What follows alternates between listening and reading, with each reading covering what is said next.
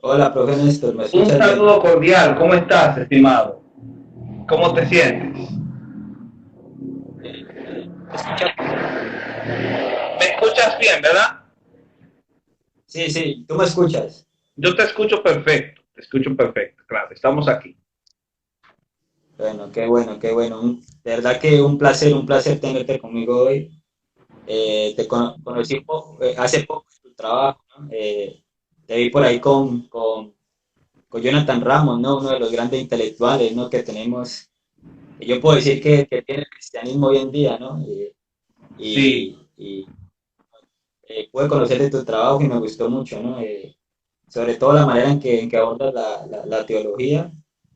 Y bueno, gracias por aceptar la invitación. sí, de hecho, gran amigo Jonathan Ramos, un verdadero hermano más que todo. Así que estamos aquí, es un honor para mí que me hayas tomado en consideración. Y estamos aquí dispuestos a poder aprender un poquito más el tema, así que vamos al mambo, como dicen en mi país. Así es. Bueno, pues traté de hacer unas preguntitas un poco teológicas. Ya con el ¿Me escuchas abordamos, bien? Ok. escucho bien, perfecto. Dios Ya con eterno. el profe Ramos, abordamos algunas cuestiones filosóficas, ¿no? ¿No? Aunque de alguna manera estaba leyendo un libro de Ropero, no sé si lo has leído, de que habla de las dos cuestiones, ¿no? Tanto de la teología y la filosofía, ¿no? Y su relación, ¿no? Uh -huh. Entonces, bueno, traté de hacer algunas preguntas teológicas y en su mayoría lo son. Entonces, bueno, voy a empezar por la primera, ¿no? Muchos hoy en día no tienen esa duda, ¿no? O tal vez no conocen bien la historia, ¿no? De la Reforma Protestante, ¿no? Cómo surgió, ¿no? Y las personas que estuvieron también detrás, ¿no? Como lo llaman los reformadores, ¿no? Entonces, muchos de esos nombres ni siquiera los conocemos. Yo vi una charla hace poco donde tú mencionas algunos que yo la verdad no conocía. Entonces la pregunta es, ¿por qué esos pre-reformadores no tuvieron como tanta aceptación como si Lutero la tuvo cuando realizó las 95 tesis? Bueno, muchas veces por desconocimiento histórico, otras porque muchos de estos grandes pre-reformadores no tuvieron la promoción necesaria.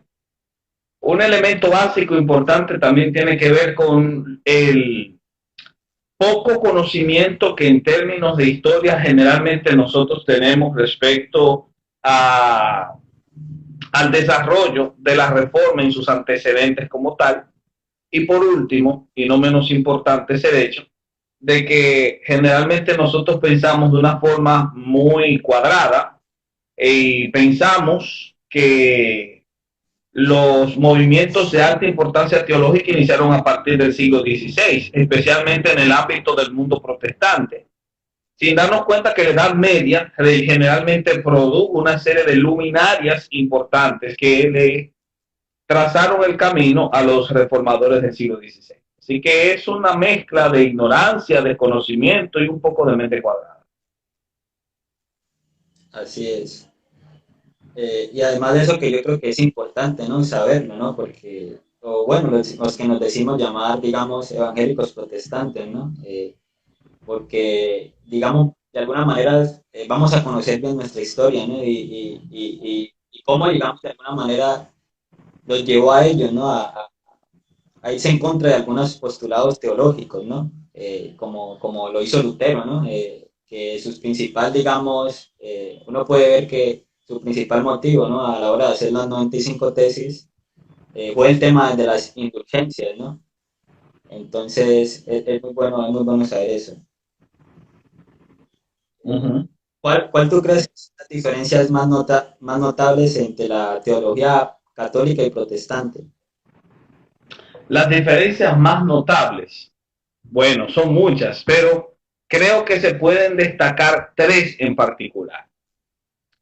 Lo primero tiene que ver con el campo soteriológico. En lo soteriológico es que está la mayor diferencia entre la teología reformada y la teología católico-romana, que se consagró en el Concilio de Trento como una teología que se oponía en total contraposición a los planteamientos de la reforma protestante. En el campo soteriológico podríamos mencionar el tema de la justificación por la fe. El tema de la justificación por la fe es clave para el pensamiento reformado y también es clave para entender las diferencias con el pensamiento católico romano, especialmente el pensamiento católico tridentino. Porque la justificación por la fe es el grito de la reforma. Sola fide, sola gratia, comprende 2 de las 5 solas de la reforma protestante. Y obviamente el católico romano, que tiene una visión de la justificación por infusión y no por imputación, obviamente en ese caso tendría esa diferencia marcada entre ambos grupos. Lo segundo, dentro del ámbito escatológico, debo destacar que hay una diferencia entre la escatología reformada y la escatología católico-romana. La escatología reformada tiende a ser, o en este caso, historicista o preterista.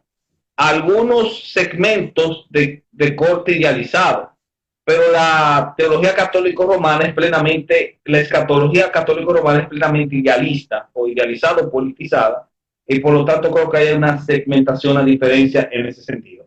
Y lo tercero tiene que ver con el ámbito litúrgico, especialmente las iglesias reformadas que abrazaron la tradición calvinista, son iglesias que tienden hacia una visión del trabajo y de la concepción de la iglesia que dista del catolicismo romano como el oriente dista del occidente. Se coloca en las antípodas del pensamiento católico romano.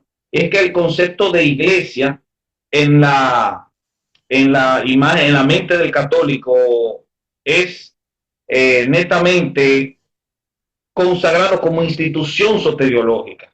De hecho, el paradigma de sola ecclesia o sola ecclesia es la base para uno suponerse católico, puesto que si yo no pertenezco a la iglesia católica, entonces no soy salvo. La visión reformada de la iglesia es más polarizada, o más que todo es más atomizada, esa es la palabra. ¿Por qué? Porque para los creyentes reformados, la iglesia no es la base de la salvación, sino la comunidad por la cual se experimenta la vida de fe para aquel que ya ha sido salvado. Y yo creo que esas son diferencias en ese tercer ámbito. Sí, sí, y que son muy importantes saberlas, ¿no? Porque de alguna manera así podemos tener un conocimiento más amplio, ¿no? Y de alguna manera así poder conocer, digamos, lo que es la teología, ¿no? En términos generales. Por supuesto. Eh, Mucho se habla de la influencia de Santo Tomás de Aquino, ¿no? Él tiene un libro que se llama la Suma Teológica, yo creo que es uno de los libros más importantes, yo creo que la filosofía, ¿no? Uh -huh. Donde habla de las famosas 5 vías, ¿no? Sí. Y hay otro gran libro, ya hablando desde la Reforma, que es el libro de la doctrina, ¿no? De Calvino.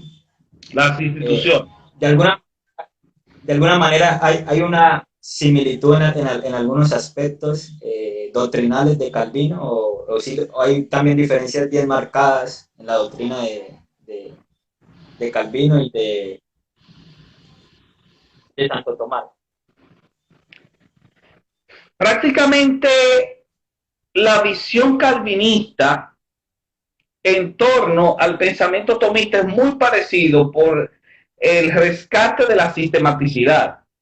Tanto Tomás de Aquino como Calvino han creado sistemas de pensamiento, pero hay una diferencia óptica en el pensamiento reformado calvinista, el pensamiento de Santo Tomás de Aquino, en el tema de lo que tiene que ver con la corrupción del ser humano. Calvino adopta la visión muy parecida a la de Agustín de la corrupción total, la depravación total, en el sentido de que todo el ser humano ha sido hundido en la depravación a causa del pecado, incluyendo su intelecto. Pareciera que los escritos de Santo Tomás de Aquino se aduce a la depravación del ser humano en todos los aspectos de su vida menos en el aspecto racional, menos en el intelecto. O sea, el hombre cayó, pero su intelecto simplemente sufrió una limitación, pero no se degradó totalmente. Entonces, esa concepción es lo que haría que el concepto de depravación total en Santo Tomás de Aquino esté un poquito más flexibilizado, se encuentre más aguado, por utilizar un término llano, pero en Calvino se encuentra más rígido, más inflexible. Creo que la diferencia marcada entre ambos se vería en ese asunto. Sí, sí, muy interesante, ¿no? Yo creo que es muy interesante conocerlo, ¿no? Porque por eso era mi pregunta, ¿no? Uno lee a Calvino y lee a Santo Tomás y uno puede ver que hay muchas cosas similares, ¿no? Suma teológica, digamos, lo hablan como un libro de filosofía, ¿no? Pero también, digamos, se puede entrar en el campo de la teología también, ¿no? Y eso es muy interesante, ¿no? Por esos dos aspectos que él tiene. Eh, Sí, Lu- de alguna manera, Calvino también, ¿tú crees que fue influenciado de alguna manera por Lutero? puede ser. El pensamiento de Calvino es un pensamiento que tiene como raíces el ejemplo de Lutero. De hecho, Calvino es un reformador de segunda generación. Cuando Calvino comenzó a encontrar o a coquetear con el pensamiento reformado allá en el tiempo en que era estudiante en la Universidad de París, el pensamiento de Lutero ya tenía forma. Ya Lutero había sido incluso declarado hereje. Entonces, Calvino tuvo un acercamiento inicial al pensamiento de Lutero a través de su primo Olivetán, cuando Calvino apenas tenía unos 16 años. Lo que pasa es que Calvino era lo que hoy llamaríamos un niño prodigio. A los 13 años ya estaba inscrito en la universidad. Y no solamente eso, Calvino también ya había presentado una tesis sobre el de Clementia de Séneca, donde había tenido un encuentro con una familia luterana que lo acogió. Y él tuvo una experiencia de primera mano de la piedad de esta familia, cuyo padre, por cierto, el patriarca de esa familia, fue quemado en la hoguera inquisitorial. Y Calvino pudo ver de primera mano la piedad luterana en acción. Luego vino su primo Libertán y Calvino tuvo acceso a muchos de los materiales de Lutero. Y más o menos para el año 1534 ya nosotros tenemos a un Calvino que ha asumido la visión reformada hasta el punto tal que se manifiesta en el famoso discurso COP, el discurso de Nicolás Cop, que se dice fue un discurso preparado por Calvino, que lo leyó el director de la universidad donde Calvino estudiaba, que era el de Nicolás Cop, un teólogo del momento, y que era un discurso plenamente luterano. Había asumido la visión de la justificación por la fe de Lutero, provocando con ello la huida tanto de Cop como de Calvino de Francia, para entonces escapar a una zona más abierta al pensamiento reformado. Wow, wow, muy interesante esa historia, ¿no? Uh -huh. Porque, claro, uno leyendo a Calvino, de alguna manera puede haber un acercamiento eh, de muchas cuestiones, ¿no? De las que Lutero Sí, escribió, ¿no? claro. Siempre también tuve esa idea, ¿no? De que de alguna manera fue muy influenciado de Lutero, y por ende Tenía influenciado en cierto modo. lo que decía era muy interesante, ¿no? Y de alguna manera es bueno saberlo, ¿no? Porque de alguna manera están conectados, ¿no? Dos de los grandes reformadores, ¿no? Como lo es Lutero y como lo es Calvino, ¿no? Y para salirnos un poco de teología, vamos a hablar de las cuestiones filosóficas. Eh, Como lo dice el profe Jonathan Ramos, Aristóteles es como el Sorfeo de la filosofía, ¿no? Así lo ha llamado al gran Aristóteles. Y Aristóteles, cuando uno lee su metafísica, eh, y también lee también, digamos, la suma teológica de Santo Tomás, uno puede ver que Santo Tomás tomó muchas cuestiones, ¿no? de Aristóteles y de alguna manera las conjugó de una buena manera para hacer la suma teológica, de acercar la Que en doctrina. ese caso es muy importante resaltar Sí, una corrección o un error que generalmente asumen algunos legos cuando tratan el tema de Aristóteles y su relación con el Akinate. No podemos decir que Tomás de Aquino eh, cristianiza el pensamiento de Aristóteles. Eso hay que tenerlo claro.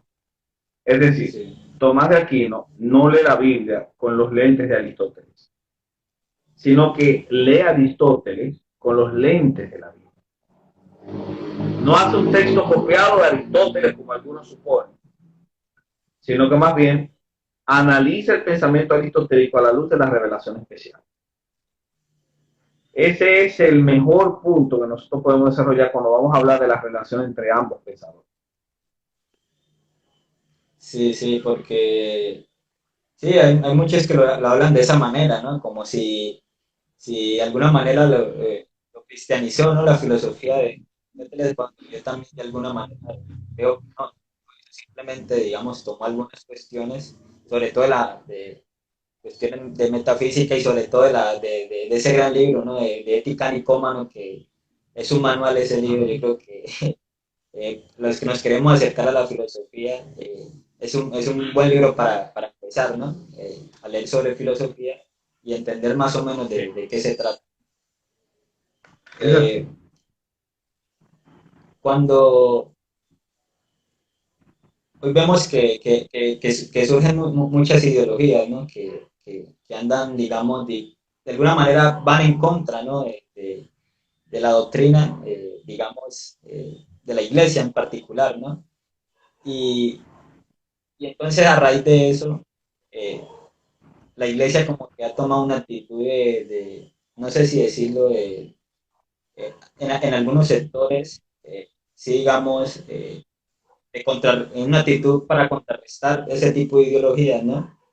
Uh -huh. En otros sectores no lo han tomado de esa manera, pero tú cuál crees que es como esa manera digamos, contrarrestar todas estas ideologías, ¿no? Por un ejemplo, ideología de género, eh, el feminismo, todas estas ideologías que de alguna manera se están colando en nuestras sociedades, ¿no? De aquí de Latinoamérica, y cómo nosotros como cristianos podemos afrontar, digamos, esas problemáticas, ¿no? Que son sociales.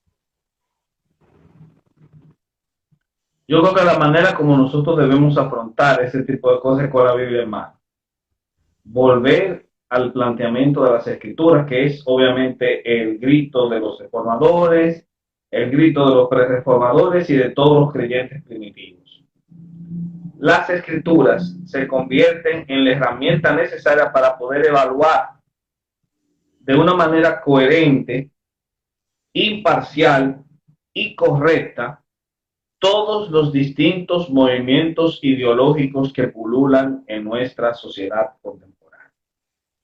Las escrituras, como dice el apóstol Pablo, son útiles para enseñar, para instruir, para redarguir, para corregir, para formar al hombre de Dios de modo tal que éste sea enteramente perfecto, preparado para toda buena obra. La idea básica en este sentido es que si nosotros queremos hacer una excelente batalla cultural, y voy a tomar todo ese término que está en boga en estos días, creo que lo mejor que debemos hacer es volver al planteamiento de la vetusta moral cristiana. De esa manera, analizando lo que la Biblia dice sobre el género, sobre la sexualidad, sobre la vida y sobre los principios éticos sobre los cuales se construye cualquier sociedad, volviendo a lo que la Biblia enseña, nosotros tenemos una mejor base epistemológica para dar una correcta batalla cultural.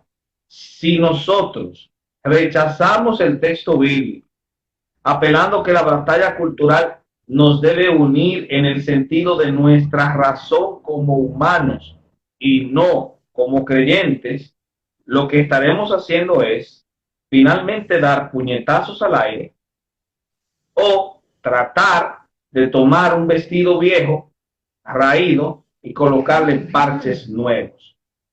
Tanto una cosa como la otra son irrisorias e inútiles. Tarde o temprano, los que dan la batalla cultural sin tomar las escrituras como referente epistemológico terminarán sucumbiendo ante los ideales malsanos de las ideologías que combaten, o simplemente van a crear nuevas cosmovisiones ideológicas tan perjuiciosas y dañinas como aquellas que pretenden combatir. Así que yo creo que lo que debemos hacer como creyentes es volver a las escrituras y decirles a todos los que están dando la batalla cultural valientemente, que no son creyentes, que sepan que la iglesia ha sido el baluarte y la columna de la verdad, y por lo tanto que la iglesia siempre tendrá a un verdadero cómplice de luchas, a un verdadero compañero de batallas, que la iglesia verdaderamente es la institución que puede darle verdadera significancia a la batalla cultural. Wow, wow, de verdad que no lo pudiste decir de otra manera, ¿no? Yo venía analizando todo este tema, ¿no? Y también llegaba a conclusiones similares, ¿no? De que muchas veces queremos dar, como tú dices, queremos dar una batalla cultural sin tener como principal referente la Biblia, ¿no? Y yo creo que así es muy difícil, o sea, si nosotros como cristianos protestantes no nos vamos a regir principalmente por las escrituras, ¿no? Y así como lo dice eh, la reforma, ¿no? Solo escritura, ¿no? Si no nos regimos por ese sentir, yo creo que no vamos a dar una buena batalla. Y obviamente, ¿no?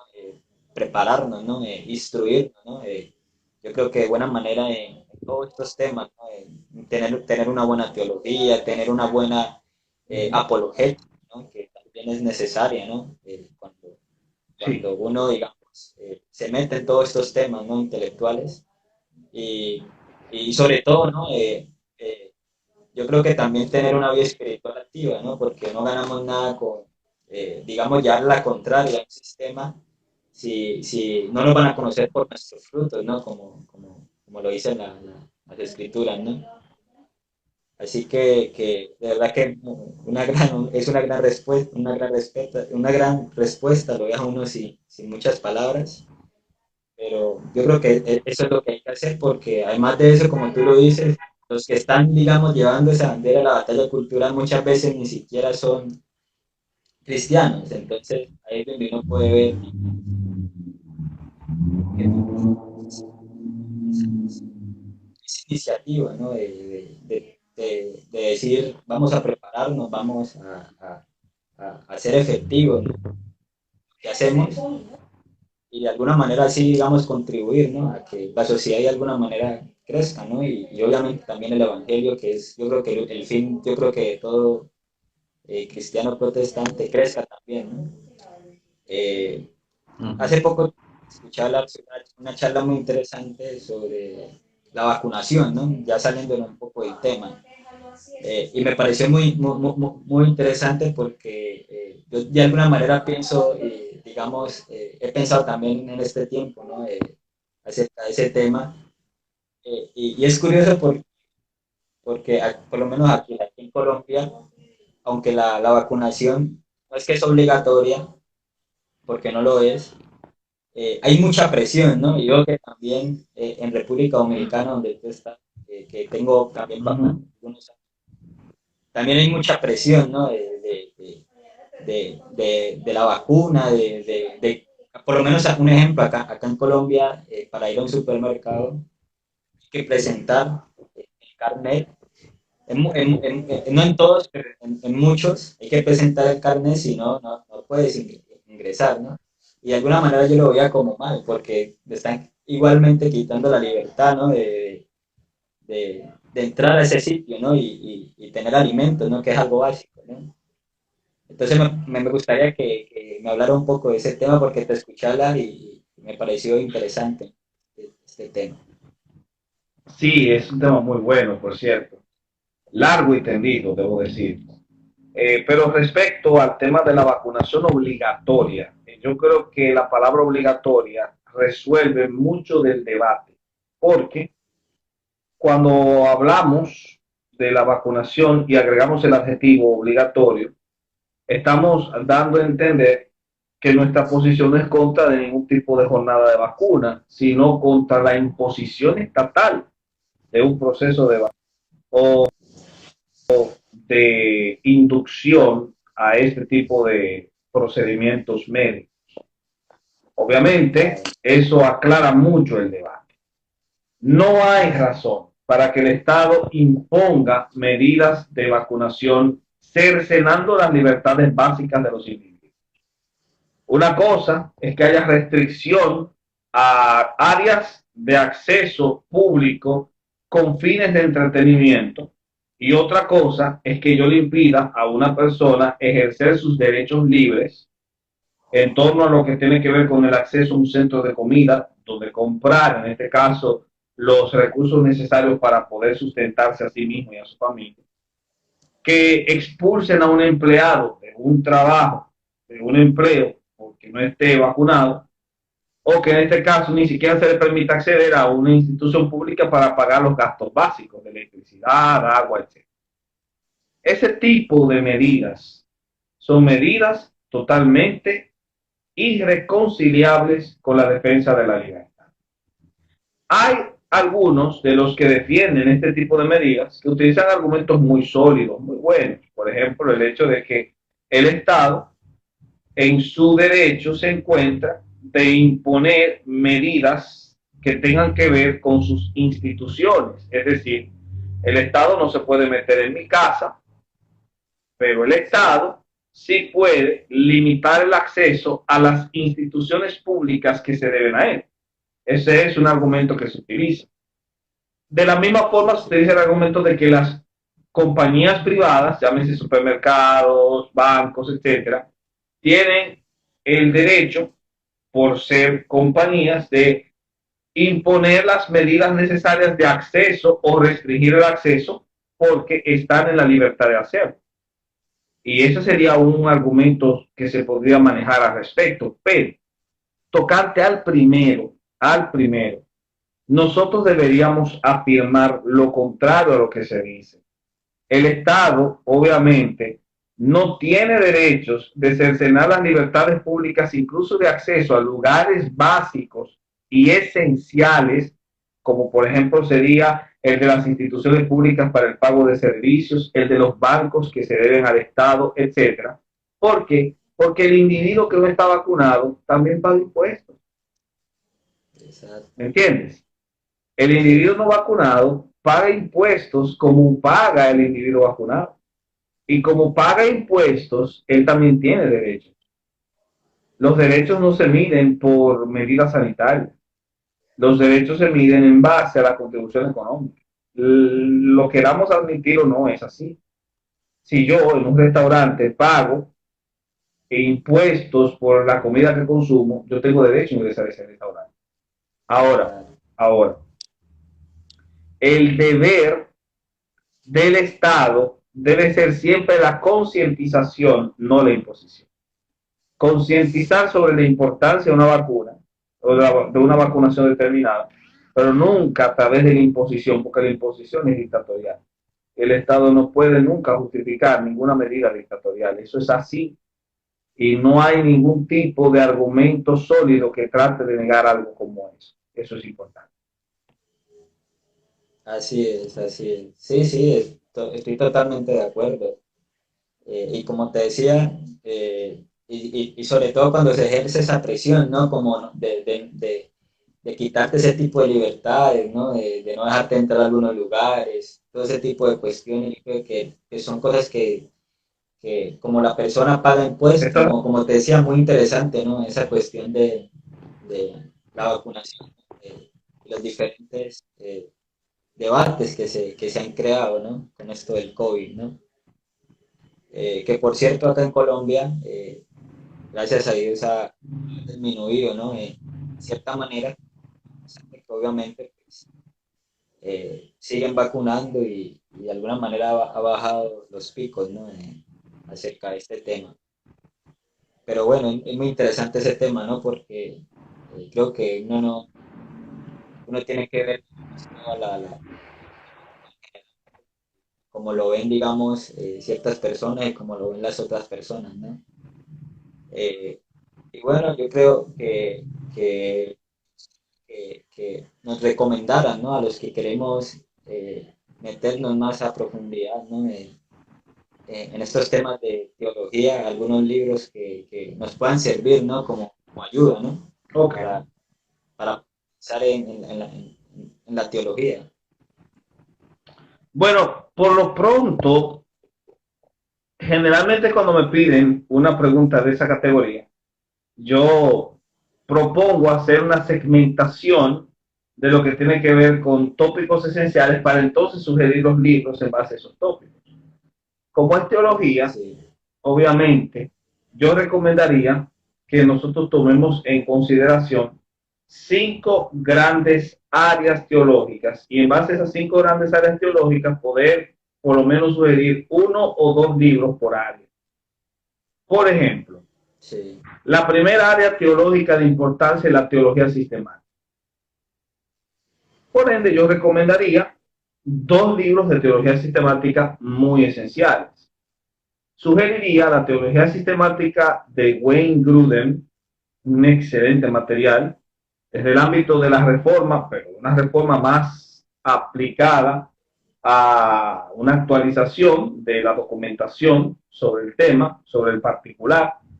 Y como segunda teología sistemática recomendaría Millard Erickson, la teología sistemática de Millard Erickson, porque entiendo, es una teología sistemática mucho más técnica, mucho más profunda. Alguien sugeriría Berkov, pero creo que con Gruden se podría tocar mucho del pensamiento de Berkov. Así que sugeriría a Millard Erickson y a Wayne Gruden como teología sistemática, porque son autores actuales. La segunda área de interés para el teólogo tiene que ver con el campo de la ética cristiana. La ética cristiana es uno de los tópicos esenciales de la teología. Yo recomendaría un libro bien pequeño, pero muy sustancioso de ética cristiana, que es el de Francisco La Cueva. Ética Cristiana de Francisco La Cueva pertenece a un conjunto de 12 libros del curso de formación teológica y ministerial, en el que escribieron tanto La Cueva como José Dro y José Manuel Martín. El libro de Ética Cristiana de La Cueva es un libro excelente en torno a esa temática.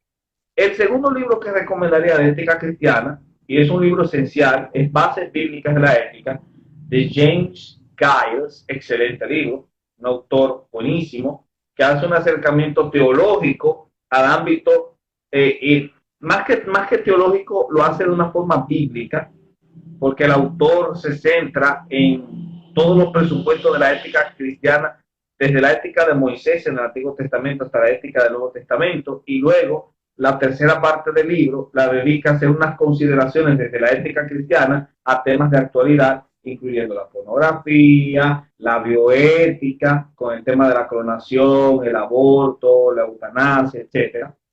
Y luego, entonces, en el ámbito de la cueva, tú tendrás un acercamiento teológico y filosófico al tema de la ética cristiana. Así que esos serían esos 2 libros que yo recomendaría. El tercer ámbito dentro de la teología de interés es la apologética. Por obvias razones, la apologética es un campo de interés y yo recomendaría 2 libros de apologética en este caso. Un texto clásico que yo debo recomendar es Mero Cristianismo de C.S. Lewis. Es un libro esencial, es un libro 1A, todo creyente tiene que haberse leído ese libro alguna vez en su vida. Mero Cristianismo de C.S. Lewis como texto lo estoy apologético básico. leyendo. Lo tienes. Perdón por la interrupción, pero sí, en este momento, precisamente por cosas de Dios, lo estoy leyendo. Sí, muy buen libro, muy buen libro. Dependiendo de la edición que tengas, la página 162 del libro de Mero Cristianismo es muy bueno porque hace una explicación lógica de la doctrina de la Trinidad, recurriendo a las figuras bidimensionales, tridimensionales y cuatridimensionales de la geometría no euclidiana. Así que te recomiendo un buen libro para leer. El segundo libro de apologética que yo recomendaría es Huyendo de la razón de Francis Schaeffer. Huyendo de la razón de Francis Schaeffer es un buen material.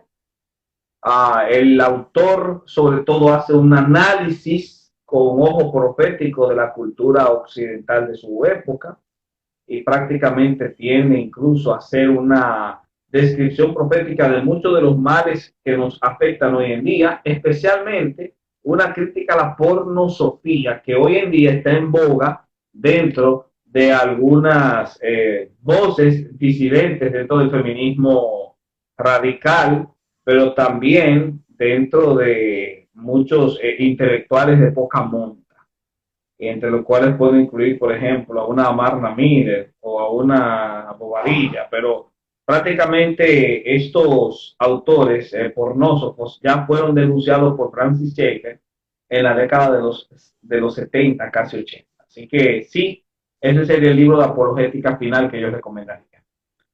Como cuarta área de interés en el ámbito de la teología, nosotros debemos incluir, obviamente, el terreno de de la homilética y de la hermenéutica, lo que tiene que ver con el arte de la predicación.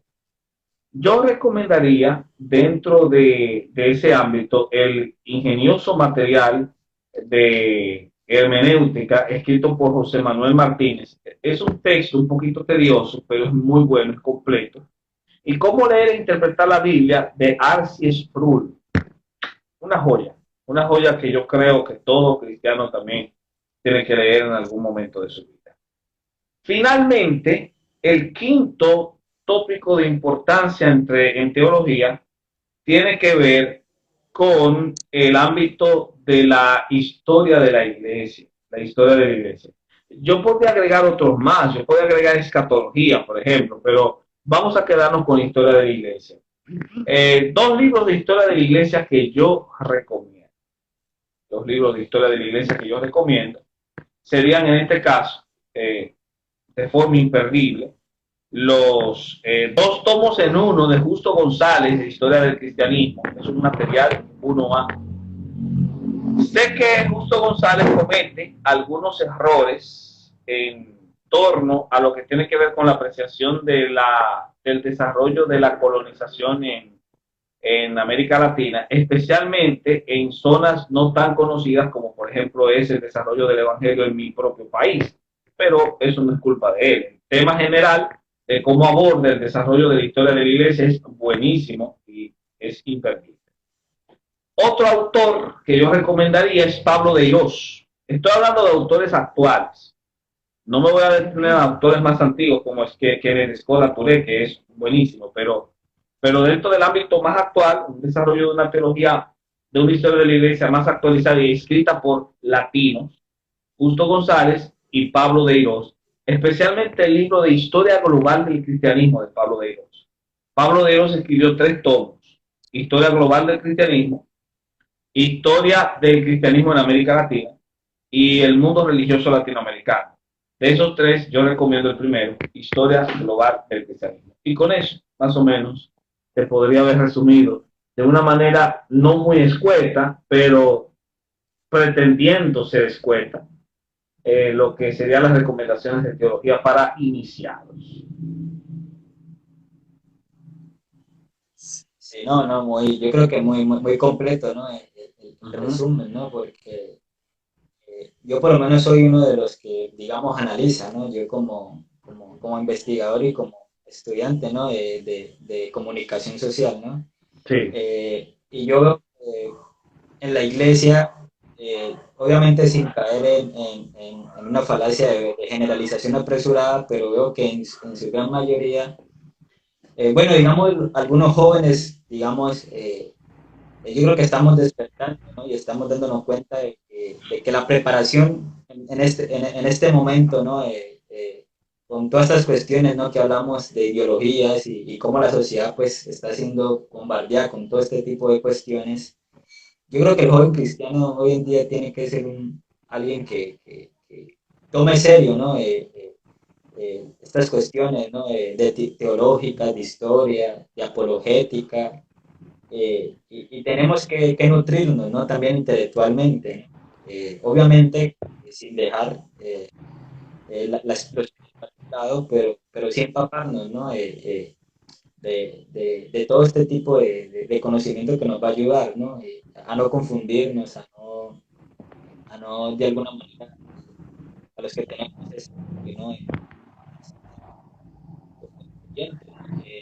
La suya, como decimos ahora, es una batalla cultural, eh, porque yo creo que se está viendo hoy en día mucho fundamentalismo, ¿no? No sé si piensas lo mismo que yo en ese aspecto. Sí, sí, totalmente de acuerdo. Ah, yo creo que es muy importante que nosotros sepamos volver otra vez a la senda antigua, como decía el profeta, es decir, a los fundamentos de la fe. Que se nos tache o se nos tilde de fundamentalistas no es lo problemático. El fundamentalismo es necesario en cierto modo, porque lo que pretende el fundamentalismo es rescatar los fundamentos de la fe que han sido erosionados muchas veces por parte de la crítica liberal y que con esa erosión obviamente viene también un cuestionamiento a las distintas instituciones que han sido preservadas por este discurso fundamentalista, como por ejemplo es la institución de la familia. Es el fundamentalista quien defiende a la familia tradicional.